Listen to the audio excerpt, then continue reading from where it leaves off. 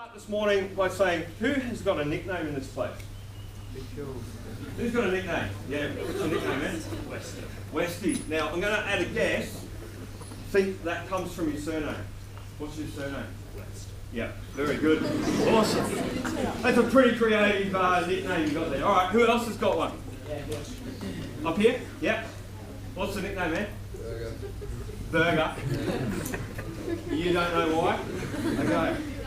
You like to smash burgers? Yeah, yeah. My nickname's Rev. Can anyone tell me why you reckon I might be called Rev? Where would that come from? That's not from milk. Anyone? Yeah.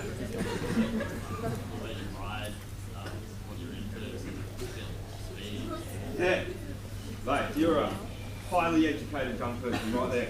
The speed. It all comes down to the speed. I am addicted to speed. This sort of speed.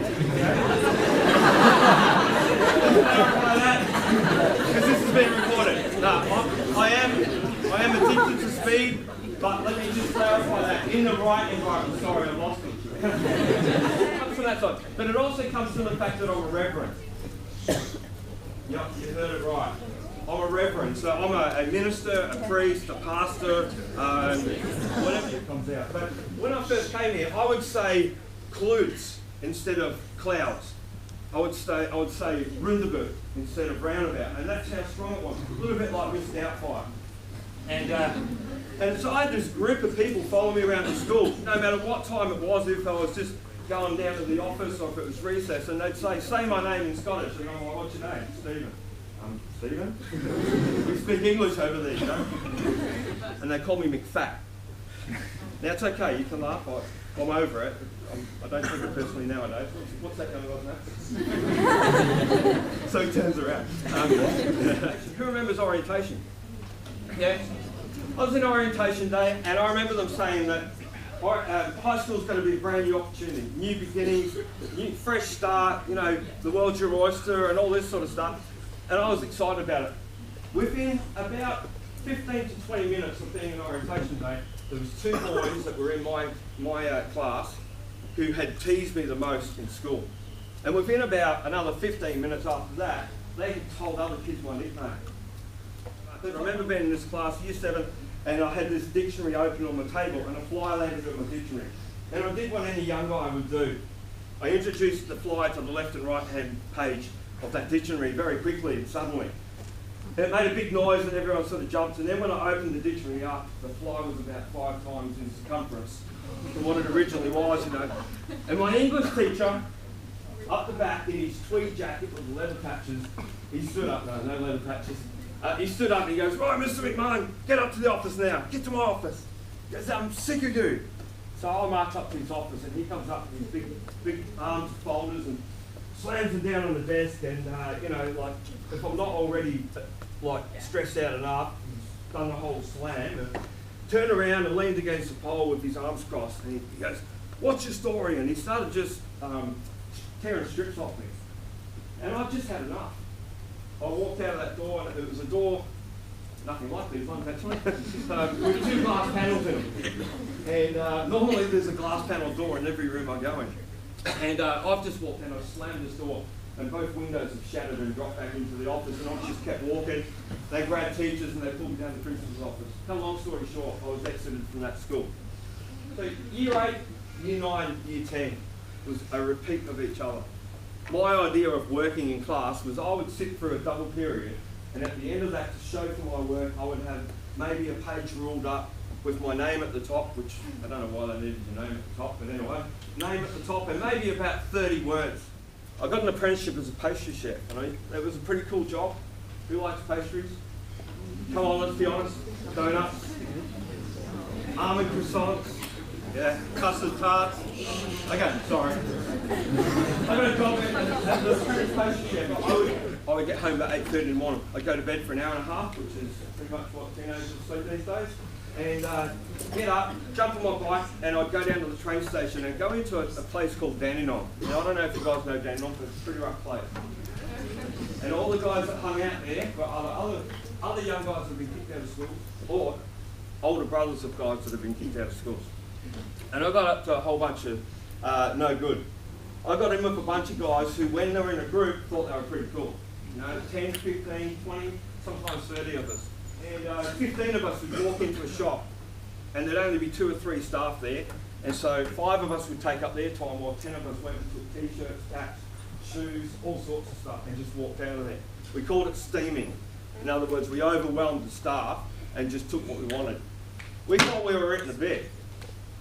I remember being in the car park of that shopping centre one day, and we wore these blue bandanas on our jeans or on our heads, and we just thought we were rich.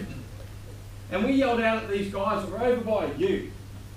They were over by the ship. One of them had a red bandana on. We yelled out something abusive to him and told him to take it off, and he's told us where to go, and we sort of arced up again.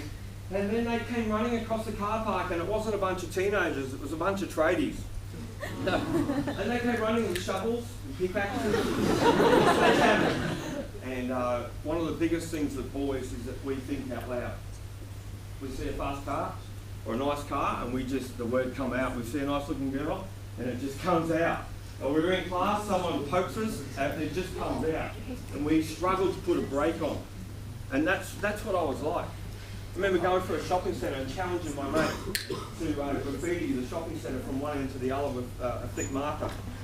I jumped off, and of course I would lead the way. I jumped on a bike with a big thick black marker and ran it down every window on the top level, went down an escalator, marked the escalator, went through the bottom level of the shops and marked every shop.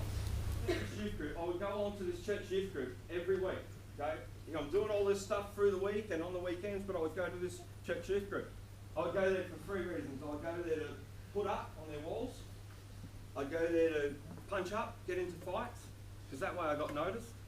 Or I'd go there to try and pick up, which never usually worked out. But this night, I was standing there and I'd been drinking, and I was just in this messed up headspace. And I said, you know what? Everyone in my life is after me for something negative. And it wouldn't matter if I disappeared off the face of this planet. And he would go through things on paper, across the desk with me, like life coaching, mentoring, saying, what are your strengths? And I had no idea. You're talking to a young kid who used to get to school early, not to study, not to see his mates, but to go through the teachers' offices and steal their pens and their markers and their liquid paper and their cigarettes and money, and then go and sell it to mates. He gave me my first opportunity to do what I'm doing right now. Little fishing town called Hastings, down the coast. He said, mate, would you come down and share a bit of your story with these young guys? It's about 30 people. And I said, yeah, all right. So I got up and I was shaking, just like I was at the start today. I was nervous as anything. He stood up the back, and when I was about to collapse, he would just go like this, go for it. And I spoke for about 20 minutes, and at the end of it, there was 30 people. 29 of them stood up and clapped. I don't know what the other guy was thinking. I saw one sitting down this side, and about 10 of them were in tears.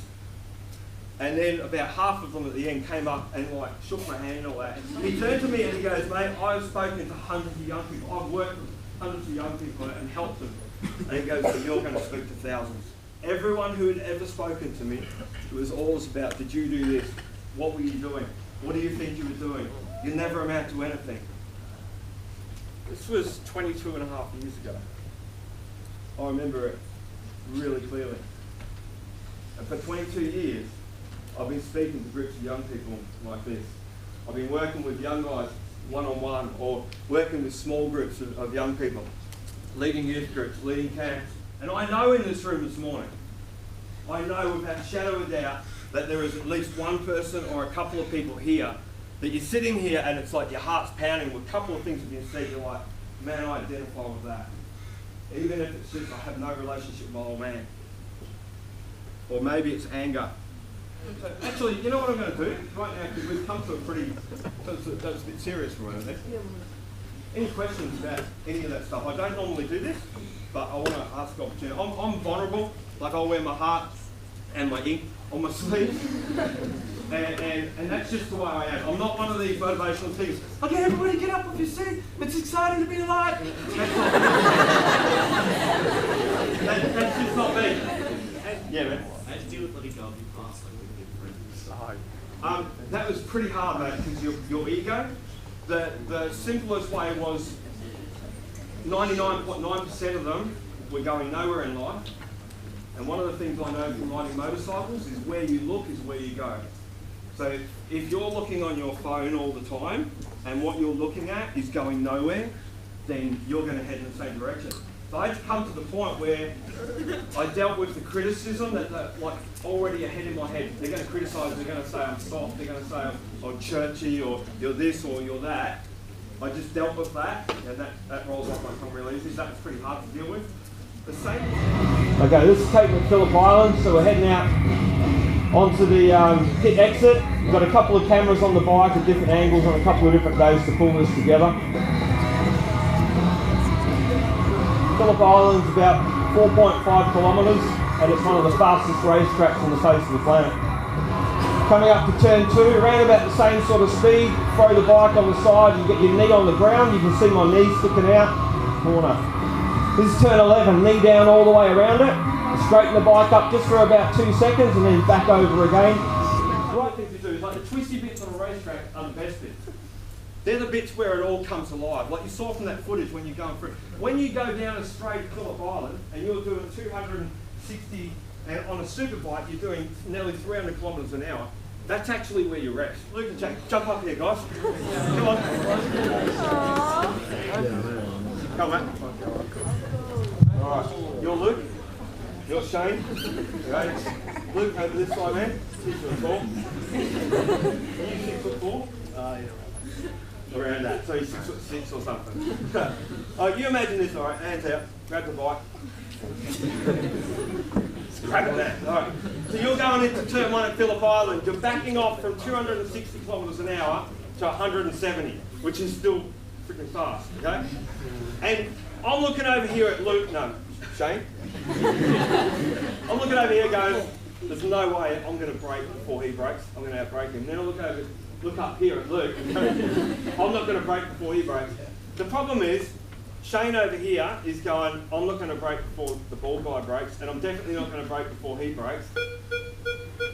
Is that important? And he's going, I'm bigger than both of them, I'm going to outbrake them, and we all go into the corner and run straight off and crash. Two of us out of the 3 will back off. Because we can't all get out through the... You can stop riding now.